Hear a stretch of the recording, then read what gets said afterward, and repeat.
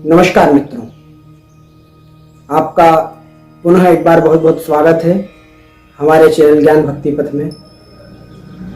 आज पुनः हम आपके समक्ष एक नया विषय लेकर के प्रस्तुत हुए हैं, जो कि बहुत ही रोचक एवं अद्भुत जानकारी वाला है। भागवत में भी वर्णन आता है और कई प्रकार से सुना हुआ है कि भगवान शिव अपने गले में जो मुंडों की माला धारण करते हैं, वह मुंडों की माला है क्या? तो आज हम आपको बतलाएंगे कि वह मुंडों की माला किस प्रकार से भगवान शिव के गले में आई है और वह मुंडों की माला है क्या।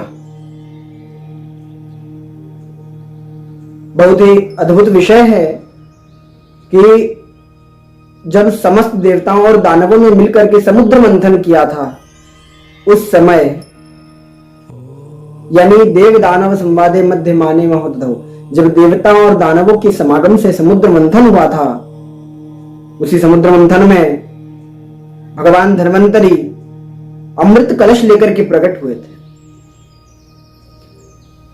और देवताओं ने जब उस अमृत को प्राप्त करना चाहा तो असुर लोग उस अमृत को लेकर के एक तरफ चले गए थे।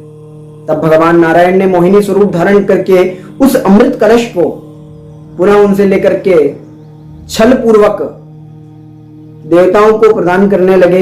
उसी बीच राहु नाम का दैत्य, बहुत ध्यान देने योग्य बात है कि राहु नाम का दैत्य देवताओं की पंक्ति में सम्मिलित हो गया और देवताओं की पंक्ति में सम्मिलित होकर के उस राहु ने अमृत का पान कर लिया। सूर्य और चंद्रमा के कहने पर कि यह राहु असुर है, भगवान नारायण ने तुरंत ही सुदर्शन चक्र के माध्यम से उसका मस्तक काट दिया था। यहां तक तो कथा हर पुराणों में मिलती है, लेकिन इसके आगे का जो चरित्र है वो स्कंद पुराण में वर्णित किया गया है। कि स्कंद पुराण में वर्णित किया गया है कि जब राहु का मस्तक कट गया, समस्त देवताओं ने अमृत का पान कर लिया। अमृत का पान करने के पश्चात सभी अपने देवलोक में निवास करने लगे, तो राहु भी उस स्थान पर पहुंच गया और चंद्रमा को ग्रसने लगा। जब चंद्रमा को ग्रसने लगा है तो समस्त देवताओं के कहने पर कि भगवान शिव ही तुम्हारी रक्षा कर सकते हैं, चंद्रमा सभी देवताओं की बात सुनकर के, देव गुरु की बात सुनकर के और भगवान शिव की सन्निधि में जाकर भगवान शिव से प्रार्थना की। भगवान शिव से जब आराधन किया है, निवेदन किया है, तो भगवान शिव चंद्रदेव को अपने मस्तक पर धारण कर लेते हैं। जब भगवान शिव ने चंद्रमा को अपने मस्तक पर धारण कर लिया, वह चंद्रमा शोभा पाने लगा। भगवान शिव के मस्तक पर बैठ करके, विद्यमान होकर के, विराजमान होकर के जब शोभा पाने लगा है, तभी राहु वहां पर आता है और आकर के राहु भगवान शिव से कहता है कि हे महादेव, यह चंद्रमा जिसे मैं ग्रसित करने वाला था, इसे आपने मस्तक पर धारण कर लिया है, आप मेरा भी कल्याण करें। यह मेरा भक्ष है, इसे मैं भक्षण करने वाला हूं। तब भगवान शिव ने उस राहु से कहा कि राहु, मेरा आराधन, मेरा स्मरण देवता और असुर दोनों ही करते हैं, इसलिए मुझे दोनों को ही समान भाव से देखना होता है। यहां पर महादेव बड़ी करुणा करने वाले हैं, उनकी शरण में अगर व्यक्ति गया है तो फिर शिव उस व्यक्ति का, उस जीव का कल्याण करने वाले होते हैं। राहु को भी भगवान शिव ने अपनी जटा में धारण किया। जब भगवान शिव ने उस राहु को अपनी जटा में धारण कर लिया तो चंद्रमा भयग्रस्त होकर के, भय से ग्रस्त होकर के अमृत को त्याग करने लगा है।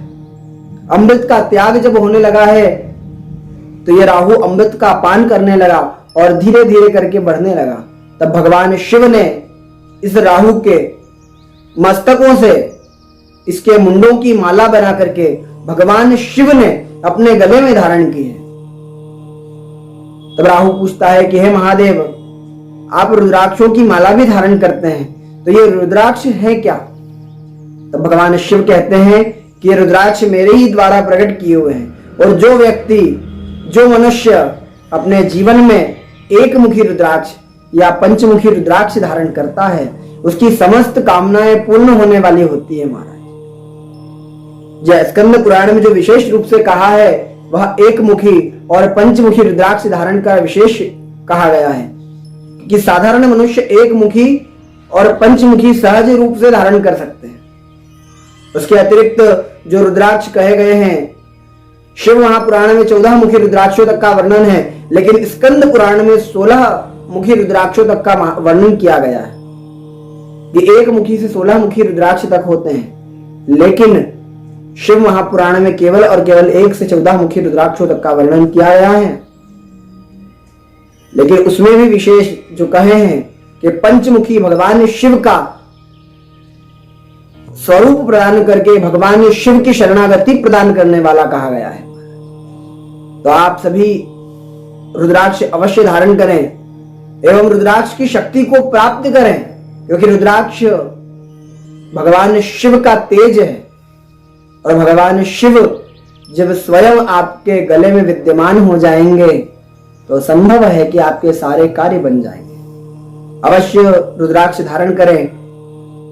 नमस्कार। एवं पुनः आप सभी से एक निवेदन है कि जिन्होंने अभी तक हमारे चैनल को सब्सक्राइब नहीं किया है वह हमारे चैनल को सब्सक्राइब करें एवं वीडियो को अधिक से अधिक लोगों तक पहुंचाएं, जिससे कि सभी लोगों तक ये रोचक जानकारियां पहुंचती रहें। एवं प्रयास करेंगे कि प्रतिदिन के क्रम में स्कंद पुराण या अन्य पुराणों से लेकर के आपके लिए हम कोई ना कोई प्रसंग उपस्थित हों, तो वीडियो को अवश्य शेयर करें, लाइक करें एवं हमारे चैनल को सब्सक्राइब करना ना भूलें। नमस्कार।